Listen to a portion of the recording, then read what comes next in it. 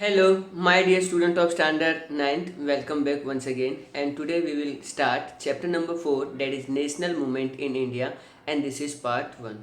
So, without any delay, let's begin. Okay, so name of the chapter is given National Movement in India. Okay, it's a big chapter, but most of the part we have covered in your Standard 8. So, let's get started. National Movement in India. Starting with the introduction, during their stay in India, Britishers become familiar with the political condition in India. The British East India Company took advantage of the political dispute and internal weakness of India and from the 1757 AD, after creeping it to Bengal, to the revolt of 1875. I think 1857 might be there. It established its supremacy over India in 100 years of rule. So basically ये लोग क्या कहना चाह रहे हैं कि India, जब वो इंडिया में आए थे ब्रिटिशर्स, पहले तो ईस्ट इंडिया कंपनी थी, एंड उनको यहाँ का पॉलिटिकल माहौल क्या है, यहाँ के लोग कैसे रहते हैं, उनका क्या बिहेवियर है, वो सब उनको समझ में आ चुका था. एंड देन उन्होंने देखा कि यहाँ के राजा जो है वो हमेशा आपस में लड़ाई या झगड़ा करते रहते हैं.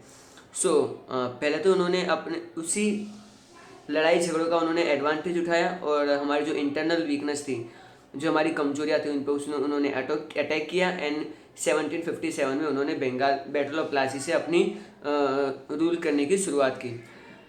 100 साल लगे उनको पूरी तरह से इंडिया में अपनी सुप्रीमेसी इस्टेब्लिश करने में. Okay, in order to maintain the supremacy, the English gradually developed a strong administrative structure in the country. तो अपना रूल ज़्यादा लंबा खींचने के लिए इन लोगों ने क्या किया, एक तरह से एक एडमिनिस्ट्रेशन सिस्टम डेवलप किया. एक ऐसा सिस्टम डेवलप किया जिससे वो लोग इंडिया पे काफ़ी लंबे टाइम तक रूल कर पाएँ. Through this administration structure, common laws, common administration and legal system according to the British system came into existence. इसी के तहत उन्होंने क्या किया, सेम जैसा ब्रिटेन में रूल चलता है, इंग्लैंड में चलता है, सेम वैसा ही स्ट्रक्चर यहाँ पे फॉर्म किया गया, जिसमें वहाँ पे कोर्ट की क्या सिस्टम होती है, उसी तरह से इंडिया में कोर्ट सिस्टम इस्टेब्लिश की गई. ओके, कानून सबके लिए कॉमन बनाए गए. ओके, एंड लीगल फॉर्मेलिटी सब कुछ सेम की गई. Now yet the English residing in India established such a law and administration that England would get more benefit at cost of India. They made England prosperous and exploited India the most. उन्होंने ऐसी policies बनाई जिससे फ़ायदा उनको ही हो और नुकसान हमको हो. तो उन्होंने इंडिया को एक्सप्लोइट कर करके लूट के अपने इंग्लैंड को प्रॉस्परस कंट्री बना दिया. ओके, ये तो उनको करना ही था. एनी हाउ, चलिए आगे बढ़ते हैं. The great national uprising of 1857. Okay, जहाँ तक मुझे याद है हम लोग स्टैंडर्ड 8 में ये सब कुछ कवर कर चुके हैं. तो भी एक बार फिर से इसको रिकॉल कर लेते हैं. Some of the factors that caused the uprising of 1857 revolt were political dissatisfaction, economic exploitation, and social and religious factor, military factor, immediate reason like the introduction of the Enfield rifle in the army. Okay, ये सारी चीज़ें हम लोग कर चुके हैं कि लोगों के अंदर गुस्सा था, वो कोई इकोनॉमिकली लोगों के पास कोई काम रोज़गार नहीं था, लोगों की ज़मीन जा चुकी थी. सोशली वो लोग देख रहे हैं कि ये अपना क्रिश्चियन रिलीजन स्प्रेड कर रहे हैं एंड ऑल डेट. फिर इन्होंने ये भी देखा कि मिलिट्री रीजन्स भी है, जहाँ पे इंडियन सोल्जर्स की सैलरी होती थी सिर्फ 7 रुपीज़ और ब्रिटिशर्स की होती थी 150 रुपीज़. तो आगे चल के यही सब कारण बनते हैं. और हाँ, एनफील्ड राइफल तो हम लोग जानते ही हैं, जिसमें उन लोगों ने काऊ का एंड पिग का फैट इस्तेमाल किया था. इससे हिंदू एंड मुस्लिम जो सोल्जर्स थे वो बहुत ही गुस्सा हो गए थे. Okay, Mangal Pandey was the first martyr of the uprising. Several revolutionaries like Nana Sahib, Tatya Tope, Raja Kuwar Singh, Rani Lakshmibai, Bahadur Shah Zafar, etc. took part in it. The uprising of the 1857 produced the many effects, among which are the end of the company rule in India and the rule of British Crown ruled by the Queen Victoria, change in administrative, military, social, religious policies. Okay, so जितने भी मैंने leaders के नाम लिए ये सारे 1857 के main characters हैं. स्टैंडर्ड 8 में हम लोग इन सब के बारे में डिटेल में डिस्कशन कर चुके हैं. बट 1857 के रिवोल्ट में कुछ सारी चीज़ें चेंज हो जाती हैं। से फॉर एग्जांपल अभी तक इंडिया पे से British east India company rule कर रही थी, ठीक है, और जो इंडिया का जो इंचार्ज लीडर था उसको हम लोग गवर्नर कहते थे। बट यहाँ से चीज़ें चेंज होती है, यहाँ से अब ईस्ट इंडिया कंपनी से जो पावर है वो ब्रिटिश गवर्नमेंट यानी क्राउन प्रिंस क्वीन विक्टोरिया ले लेती हैं, और यहाँ पर पूरा एकदम से स्ट्रक्चर चेंज हो जाता है। अब से जो इंडिया का चार्ज करेगा वो वाइसरॉय होगा। ओके, नाउ जैसे अभी प्राइम मिनिस्टर है वैसे ही गवर्नर वाइसरॉय होते थे। नीचे से फोर्थ लाइन लास्ट में, the reason responsible for the failure of the 1857 uprising the bringing of the uprising before the planned time, lack of central leadership, insufficient and unsophisticated weapons, importance of the self-centered interest that nationalism amongst revolutionary, lack of suitable and organized leadership, etc. You have already studied these in detail in the previous class. Okay, हम लोग 1857 के revolt में मतलब इतनी बुरी तरह से क्यों हारते हैं? वेल, लीडरशिप नहीं होती है, हमारे पास एम्यूनिशन बहुत पुराना होता है, ब्रिटिशर्स के पास सुपीरियर आर्मी होती है, बहुत जगह से हमको सपोर्ट नहीं मिलता है, कोऑर्डिनेशन की कमी होती है, बट कहीं ना कहीं लीडरशिप भी लैक कर रही थी। तो ये सब चीज़ें हम लोग ऑलरेडी पुरानी क्लास में स्टडी कर चुके हैं। चलिए, now we are going for the boycott of the indigenous movement. Of course ये हमने लास्ट ईयर भी डिस्कस किया था, but again it's my duty to make it live for you. See, boycott and indigenous movement. Boycott means क्या? हम लोग britisher जो हमारे लिए सामान बनाते हैं अब हम उसका इस्तेमाल नहीं करेंगे। ओके, हम लोग इंडिजीनियस गुड्स यूज़ करेंगे। इंडिजीनियस गुड्स यूज़ करना मतलब कि हाँ, जो हमारे देश में बना है इसको हम लोग स्वदेशी कहते हैं। ओके, हुआ क्या था कि 1905 में बंगाल का डिवीज़न हो जाता है, एंड ये डिवीज़न जो होता है ये बेसिकली हिंदू एंड मुस्लिम की पॉपुलेशन पे ही ये होता है। Okay, boycott and the indigenous movement along with the Bang Bhang movement 1905 was the one of the important event in the Indian national movement because of the divide and rule policy as a result of the Britishers marching policy. Boycott and indigenous movement get an implication. Bang Bhang movement क्या है? बंग यानी बंगाल, भंग यानी टूटना, बिखरना, okay, separate होना, movement यानी आंदोलन, ठीक है। तो बंगाल के डिवीज़न के लिए ही बंग भंग मूवमेंट था, और इसको इसलिए डिवाइड किया गया था। ब्रिटिशर्स एक पॉलिसी पे काम कर रहे थे जिसका नाम था डिवाइड एंड रूल, यानी हिंदू मुस्लिमों को बांटो, लड़ाओ, फूट मारो और रूल करो, ठीक है। ये उनका बेसिकली एक मोटो था। Bengal is a big province at the time of the British rule which include the present day Bengal, Bihar and Orissa. तो देखो अभी इंडिया में जो है वो वेस्ट बंगाल है ना, पर जिस बंगाल की हम बात कर रहे हैं ना वो एक बहुत बड़ा स्टेट हुआ करता था। इसमें प्रेजेंट डे का बंगाल तो आ ही गया। Present day Bengal means West Bengal plus Bangladesh है, कुछ पार्ट बिहार के और कुछ पार्ट उड़ीसा के। तो it's not a small state, जैसे कि आज आप इंडिया के मैप में देख रहे हो, it's a big state. Bengal वो जो central point of national awakening. ये जितने भी नेशनलिस्ट मूवमेंट होते थे, जितने भी हम लोग आज़ादी के आंदोलन लड़ते थे, बंगाल उसका यूजुअली केंद्र होता था, सेंटर होता था। The impetus and the thought of the national movement came from the Bengal. In 1857 revolt Hindus and Muslim had collectively fought the British. Britishers को ये चीज़ पता थी कि 1857 के रिवॉल्ट में हिंदू मुस्लिमों के बीच में बहुत अच्छी यूनिटी थी, और एक टाइम तो ब्रिटिशर्स को भी प्रॉब्लम हो गई थी, बट एनी हाउ बहुत मुश्किल से ये लोग अपनी टेरिटरी रिगेन कर पाते हैं। बट इनको दिमाग में आ गया है कि हिंदू मुस्लिमों को कुछ अलग तो करना ही पड़ेगा, अगर हम लोग ब्रिटिशर्स के पॉइंट ऑफ व्यू से सोचें तो। That's why through the English strategy divide and rule they encourage the communalism and cause division among the people. आपस में एक दूसरे को लड़वाओ, कम्युनलिज्म करवाओ एंड लड़ाई झगड़े करवाओ, दंगे फसाद करवाओ और आराम से इंडिया पे रूल करो। ये उनकी नॉर्मली चाल थी एक तरह से। वाइसरॉय कर्जन 1899 to 1905, ठीक है, ये वाइसरॉय कर्जन का नाम याद रखना। Divided the vast Bengal province into East Bengal and West Bengal. West Bengal जो आज हमारे अंदर है, ईस्ट बंगाल जो अभी बांग्लादेश है, okay. In the name of the bringing the administrative efficiency, ठीक है। इन्होंने मतलब ये डिवीज़न क्यों किया? इन्होंने ये डिवीज़न इसलिए किया ताकि बहुत बड़ा स्टेट है, उसको संभाला नहीं जा रहा है, उस पर अच्छी तरह से एडमिनिस्ट्रेशन हो सके, इसलिए उन्होंने स्टेट को डिवाइड कर दिया। ओके, चलिए। There was a strong opposition to the division of the Bengal, but when Bengal was divided on 16th October 1905, the whole Bengal observed the day of National Mourning Day. The same day announced for boycotting all the foreign goods and encouragement to the use of indigenous goods was made. तो 16 अक्टूबर का वो मनहूस दिन ही कहेंगे बंगाल के लिए, जहाँ पर बंगाल के दो भाग कर दिए जाते हैं और जहाँ पर ईस्ट बंगाल और वेस्ट बंगाल बना दिया जाता है। ईस्ट बंगाल जहाँ पे मुस्लिम कम्युनिटी की मेजोरिटी है एंड वेस्ट बंगाल जहाँ पे हिंदुओं की कम्युनिटी का मेजोरिटी है। तो इस दिन को हम लोग राष्ट्रीय शोक दिवस, नेशनल मॉर्निंग डे, शोक यानी अफसोस करना, to show disrespect. Okay, disrespect तो नहीं कहेंगे बट एक तरह से हमारा जो शौक होता है वो दिखाना। फिर बाद में ये डिसाइड हुआ कि अब से हम लोग ब्रिटिशर्स का कोई भी सामान यूज़ नहीं करेंगे और वही सामान यूज़ करेंगे जो इंडिजीनियस है, जो हमारे देश में बना हुआ है एंड जो स्वदेशी है।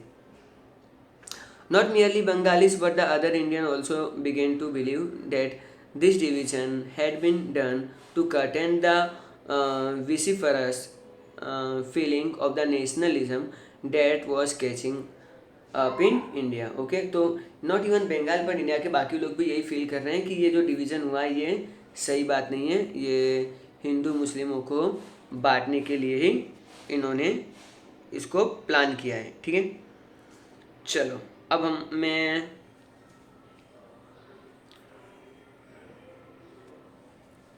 ओके जहाँ पे मेरी ये इमेज ख़त्म हो रही है नीचे आप लोग देख सकते हो date day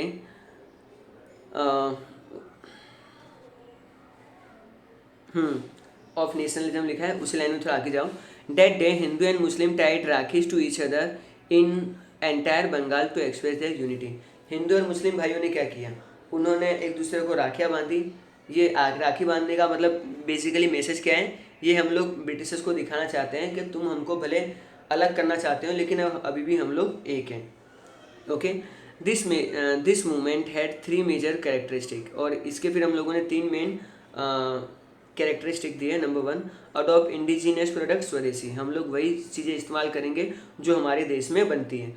second, boycott foreign goods, हम लोग जो ब्रिटेन से इंग्लैंड से जो सामान आता है उसको हम लोग अब से यूज़ नहीं करेंगे, जिसे आजकल चाइना के बारे में प्रोटेस्ट चल रहा है, something like that. Adopt national education, और हम लोग अपने देश में एजुकेशन ज़्यादा से ज़्यादा गेन करेंगे। एक्चुअली रीज़न यही था कि हम लोग ज़्यादा एजुकेटेड नहीं थे एंड 1905 में जहाँ तक मुझे याद है ओनली 5% पॉपुलेशन ही पढ़ी लिखी होती थी। ओके, तो इतनी ज़्यादा इलिटरेसी थी, इसलिए ब्रिटिशर्स हम पे 200 ईयर्स तक रूल कर पाए, वरना नहीं कर पाते। एनी हाउ, चलो सेकेंड पैराग्राफ में आते हैं, नीचे वाला। India benefited a lot due to the Swadeshi movement, while English industry were badly affected due to the boycott of the foreign goods. The clothes coming from the Manchester stopped. Sugar, shoes, cigarettes, tobacco, etc. imported from England also reduced to the sale of cloth made in India increased. Factories for making indigenous goods were started. The effect of the movement was felt in the other provinces of India like Punjab, Uttar Pradesh, Madhya Pradesh, Mumbai, Madras, beside Bengal. Okay, तो swadeshi movement से ultimately advantage किसको हुआ, हम Indians को ही हुआ। Okay, इससे बुरा effect किसको हुआ, ब्रिटिशर्स को हुआ। ब्रिटिशर्स की इंडस्ट्री बहुत बुरी तरह से मतलब कुछ कर नहीं पा रही हैं। मैनचेस्टर जो उनके यहाँ पे मतलब कपड़ों का हब माना जाता है, सब अब प्रोडक्शन वो लोग क्या करेंगे जब कोई सामान ही नहीं खरीद रहा है तो। ओके, उनकी शुगर, उनके शूज़, उनके सिगरेट, उनका टोबैको कहीं पे बिक ही नहीं रहा है। एंड इवन इंडिया के अंदर जो सामान बन रहा है वो ज़्यादा बिक रहा है। इससे क्या हुआ, ब्रिटिश गवर्नमेंट को बहुत ज़्यादा नुकसान होने लगा और फिर धीरे धीरे ये चीज़ें बाकी स्टेटों में भी फैलती गई, लाइक पंजाब, उत्तर प्रदेश, मध्य प्रदेश, मुंबई, जो उस टाइम पे बॉम्बे कहा जाता था, and Madras. Okay, Madras means present day Tamil Nadu, Andhra Pradesh and Telangana. Okay, the echo of the swadeshi movement was felt in Gujarat too. तो गुजरात में इसमें कहाँ पीछे रहने वाला था, और गुजरात में भी इसको लेके प्रोटेस्ट चलते हैं। The echo of the movement was strongly felt in the British parliament and just within 6 years in 1911 the division of Bengal was scrapped after the rethinking by the parliament. This was a memorable victory by the Indians, the victory of the relentlessness, united efforts. This was a noteworthy victory of the new awakening against the English rule. तो अब India के सारे हिस्सों में लोग चीज़ें ये follow करने लग गए हैं, बट ब्रिटिश पार्लियामेंट ने भी इसको फेल किया और उन्होंने फिर बंगाल का डिवीज़न कैंसिल कर दिया, अगेन बंगाल को यूनाइटेड कर दिया। अब आप लोग सोचो, इंडिया के लोगों ने पहली बार ऐसा सोचा कि हम लोगों ने एक होकर ब्रिटिशर्स के सामने हमने लड़ाई लड़ी और ब्रिटिशर्स को हमारे सामने झुकना पड़ा। तो ये कहीं ना कहीं एक पहली एक इंडियन लोगों की विक्ट्री थी ब्रिटिशर्स पे। एंड यू नो व्हाट, इसके बाद क्या हुआ जो बुक में नहीं लिखा है मैं आपको बताता हूँ। 1911 तक इंडिया का कैपिटल हुआ करता था कोलकाता, ओके। एंड इसके बाद 1911 से ब्रिटिशर्स ने अपना जो फोकस है वो दिल्ली में कर लिया, एंड दिल्ली उस टाइम से इंडिया का कैपिटल है। So since 1911 new Delhi is the capital of India और आज भी है। And before 1911 it was Kolkata under the British rule, okay. I hope आपको ये चीज़ें नॉलेजेबल रखी होगी। चलो मुस्लिम लीग की बात करते हैं, ओके। नाउ हिंदू मुस्लिमों की यूनिटी तोड़ने के लिए उनको कुछ ना कुछ तो करना ही था, एंड उन्होंने क्या किया, उन्होंने एक पार्टी फॉर्म की, that is called the Muslim league, okay. अब ये जो मुस्लिम लीग पार्टी है ये 1906 में थी। किसने फॉर्म की, कौन इसके पीछे था, कौन लीडर्स थे, so let us go through it. By adopting the divide and rule policy, the British wanted to create a conflict between Hindus and Muslim. वो तो हमेशा से उनको करनी है। So then the then Viceroy Lord Minto and the Indian वजीर, दीवान बोलेंगे, वजीर बोलेंगे, Morley Minto, okay, Morley Minto नाम ने दिया है पूरा। Together plan to crush the Indian nationalism. उन्होंने इंडियन नेशनलिज्म को क्रश करने के लिए लॉर्ड मिंटो और मॉर्ली इन सब ने मिलकर मतलब एक तरह से एक रिवोल्ट, एक प्लान तैयार किया। When the national fight became stronger, the English began to favor the upper class of Muslim. यानी जो कुछ पैसे वाले मुस्लिम लोग थे उनको इन लोगों ने फेवर करना शुरू किया। The English became successful in convincing the group of Muslim that they must form Muslim organization to demand for the separate voting rights, separate voting center. As a result, Muslim League was formed in 1906. Religious head Muslim Aga Khan, Nawab of Dhaka Salimullah Khan, Viceroy Minto and his personal minister Dunlop Smith had played an important role in the establishment of the organization. In order to stop the Muslim from attending the annual conference of Congress, the annual conference of the Muslim League was arranged on the same day as that of the Congress. Thus, the demand of the separate representative is not a brainchild of the Muslim, but that was the English policy. Minto started a policy of taking Muslim association. That is why many writers consider Minto as the father of Muslim communalism. Historian also goes to the extent of saying that the real creator of Pakistan was not Muhammad Ali Jinnah or Rahimatullah, but Lord Minto. Since then only the conflict between the Hindus and Muslim increased and result into the division of India. Okay, बहुत बड़ा paragraph था, मैं non stop गया क्योंकि मुझे मज़ा आ रहा था पढ़ने में। एनी हाउ देखिए, जो कुछ पैसे वाले जो थे ना मुसलमान, उनको ब्रिटिशर्स ने अपने साइड में किया, उनको कुछ लालच दिया। देखो मान लो कि हम लोग 20 साल बाद यहाँ से चले जाएंगे तो 80% हिंदू होंगे, अगर डेमोक्रेसी भी बन गई तो हिंदू लोग रूल करेंगे, तुम्हारा कोई वोटिंग राइट नहीं होंगे, तुम लोग को ये लोग दबा के रखेंगे, ऐसा वैसा। मीन्स उनको हर तरह से चढ़ा दिया, एक तरह से डराया धमकाया। एंड उन्होंने बोला कि तुमको एक पार्टी फॉर्म कर लेनी चाहिए। एंड ये जितने भी हैं, मतलब ये जितने भी महान लोग हैं, आगा खान, सलीमुल्लाह खान, ठीक है, इनको वाइसरॉय मिंटो एंड दुनलॉप स्मिथ ने जम के चाबी भरी। और ये तो भाई चाबी भरने के बाद खिलौना वो तो करेगा ही करेगा। सो इन्होंने वो काम किया। अब देखो मुस्लिम लोग बहुत स्मार्ट थे, उन्होंने क्या किया, उन्होंने मुस्लिम लीग में तो अपना नाम रखा ही, पर वो कांग्रेस पार्टी भी नहीं छोड़ना चाहते। ओके, तो इसके लिए भी ब्रिटिशर्स ने क्या किया, उन्होंने जो एनुअल कॉन्फ्रेंस होता है ना, जो साल में एक बार मीटिंग होती है, वो इस सेम डे पे ही रख दी। जब कांग्रेस की मीटिंग होगी उसी दिन होगी। अब मुस्लिम है तो वो अपना प्रेफरेंस किसको देंगे, ऑफकोर्स मुस्लिम लीग को ही देंगे। एंड इस तरह से जो टेंशन्स थी वो बढ़ती गई। ठीक है, कुछ राइटर्स ऐसा कहते हैं कि जो पाकिस्तान का रियल क्रिएटर है ना, वो ना मोहम्मद अली जिन्ना है ना रहीमतुल्लाह है, जबकि ये तो मतलब जो थिंकिंग थी ना, रियल क्रिएटर कौन था? Minto. Okay, so Lord Minto is the real creator of the Pakistan. और उनका जो रीज़न था ना कि पाकिस्तान हम लोग हिंदू मुस्लिम की यूनिटी तोड़ दें, वो सक्सेस भी रही। क्यों? आगे जाके हम लोगों ने देखा कि इंडिया और पाकिस्तान 2 कंट्री बन जाते हैं, on the base of communalism Hindu और मुस्लिम की यूनिटी टूट जाती है। Okay, now in this paragraph only the name is given of the revolutionaries of the India. तो इंडिया में कौन से लोग थे जो रिवोल्यूशन में एक्टिव थे? सो ये जितने भी महान भाव हैं इन सबको मैं प्रणाम करूँगा, ठीक है, क्योंकि इन्होंने हमारे देश के लिए कुछ किया। अगर हम लोग आज एक फ्री कंट्री में सांस ले रहे हैं, it's all because of them only. Okay, birth and the development of the extreme revolutionaries movement. Extreme revolutionary means ये लोग बहुत एग्रेसिव पॉलिसी में बिलीव करते हैं, ठीक है। The revolutionary activity in India was started by the Vasudev Balwant Phadke. Okay, so Vasudev Balwant Phadke ये पहले इंसान थे जिन्होंने रिवोल्यूशनरी एक्टिविटी स्टार्ट की। उनके फोटोग्राफ भी आप देख सकते हो ऑन द राइट साइड। हम जैसे लोग तो बहुत छोटे हैं, मैंने तो अपनी इमेज भी छोटी रखी है उनके सामने ना। Revolutionary like Damodar Chapekar and Balkrishna Chapekar brothers, Veer Savarkar, Barindranath Ghosh, Khudiram Bose, Prafulla Chaki, Ram Prasad Bismil, Ashfaq Ullah Khan, Chandrashekhar Azad, Bhagat Singh, Shivaram Rajguru, Sukhdev, Batukeshwar Dutt, Roshan Singh etcetera carry the torch of nationalism.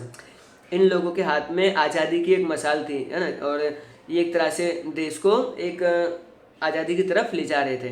You train in making using weapon were constantly threat of the British government. और ब्रिटिश गवर्नमेंट इन सभी लोगों को अपने लिए खतरा मानती थी। Okay,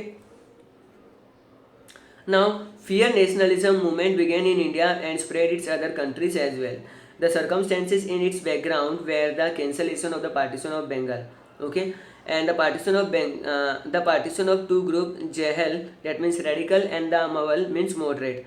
So at the Congress conference in Surat 1907, a terrific opposition in practice in Congress in making the resolution and request. Lal Bal Pal trio adopted the radical attitude which brought a new life to the young Indian activist.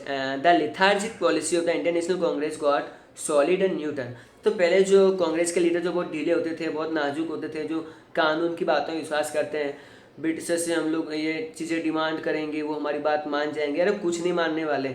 तो ये जो लाल बाल पाल आते हैं, okay, Lala Lajpat Rai, बाल गंगाधर तिलक और ये पाल यानी बिपिन चंद्र पाल, ये तीनों के आ जाने की वजह से एक एक्सट्रीमिस्ट का एक ग्रुप बनता है।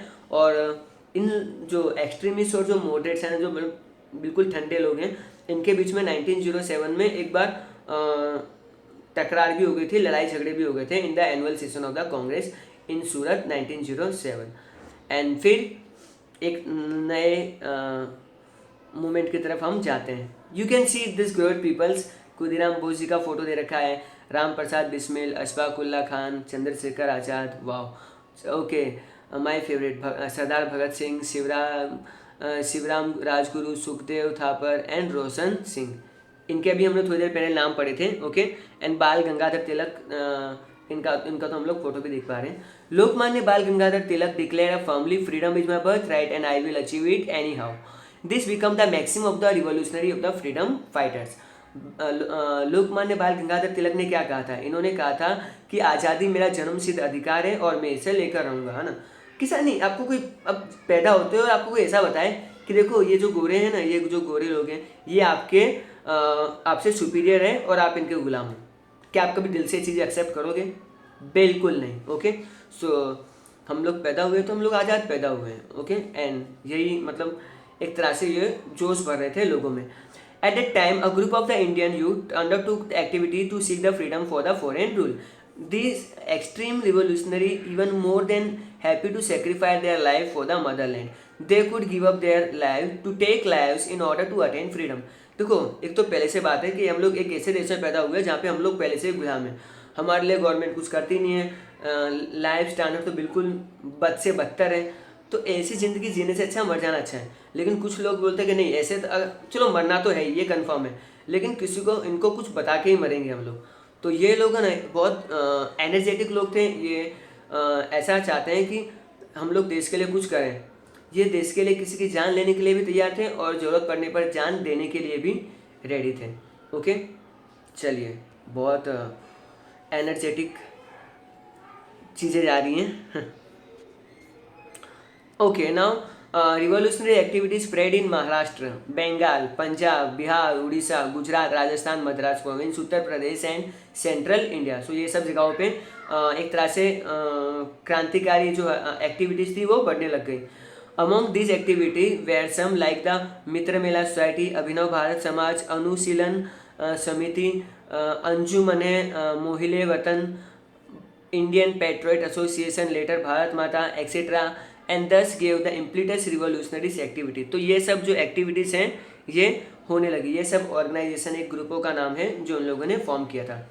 इन the first newspaper and magazine like the Yugantar, Navshakti, Vande Mataram, Kesari, Maratha were gave constant stand to the activity. तो ये सब न्यूज़पेपर स्टार्ट किए गए जहाँ पे इंडिया के बाकी लोग इन न्यूज़पेपर को पढ़ के गैदरिंग हुआ, उनके अंदर अवेयरनेस आए और ये सब चीज़ों के में आगे बढ़े। About 34 revolutionary were prosecuted in the Alipur massacre. Alipur में ब्रिटिशर्स ने कार्रवाई की थी जहाँ पे 34 हमारे भारतीय क्रांतिकारियों को अपनी जान देनी पड़ी थी, उनकी हत्या कर दी गई थी बाय द ब्रिटिशर्स। मैसेकर यानी पर्टिकुलर लोगों को ग्रुप में मार देना। Okay, several revolutionaries were arrested in the Howrah massacre and Dhaka massacre. Attempt to kill Lord Headingley by throwing the bomb, dropping a bomb to the Viceroy Minto on 13th November 1999 outside the Raipur Darwaja in Ahmedabad can all given an example of this। आप लोग से देख रहे हो मेरे चेहरे पे इतनी स्माइल क्यों आ गई है? वेल, रायपुर दरवाज़ा, ठीक है, रायपुर दरवाज़ा मेरे घर से जस्ट 5 किलोमीटर दूर है। एंड रायपुर वहाँ पे भजिया हाउस है, पकौड़े बहुत बढ़िया मिलते हैं। बट एनी हाउ वहाँ पे जो वाइसरॉय थे मिंटो, उन पे बम फेंका गया था।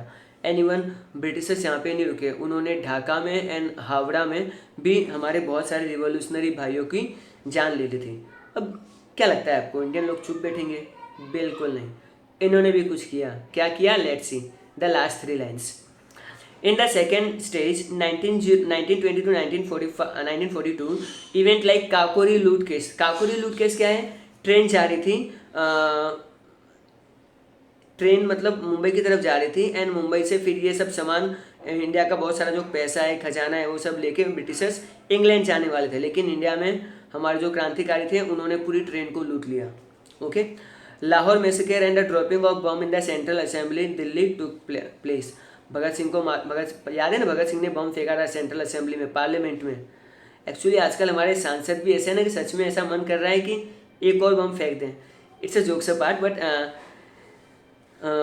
जिस तरह से हमारे पॉलिटिशियन बिल्कुल एक्टिव नहीं है, आई थिंक कभी ऐसा दिन भी आ सकता है। तो आई थिंक उनको थोड़ा एक्टिव हो जाना चाहिए। You have already studied about the other revolutionary engage in all this activity.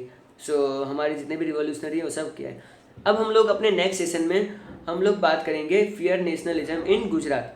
Gujarat में ये एक्टिविटी कैसे बढ़ी, क्या हुआ, that we are going to see in the later session. Till then, thanks for listening, bye everyone.